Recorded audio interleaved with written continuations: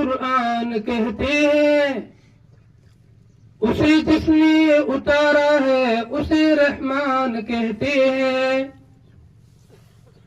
سجا لے اپنے سینے میں جو اس کے 30 پاروں کو، سجا لے اپنے سینے میں جو اس کے 30 پاروں کو، زمانے بھر میں اس کو حافظ قرآن کہتے ہیں۔ کتابوں میں قرآن چمکتا ہے، کتابوں میں قرآن چمکتا ہے، قرآن میں اللہ کا فرمان چمکتا ہے۔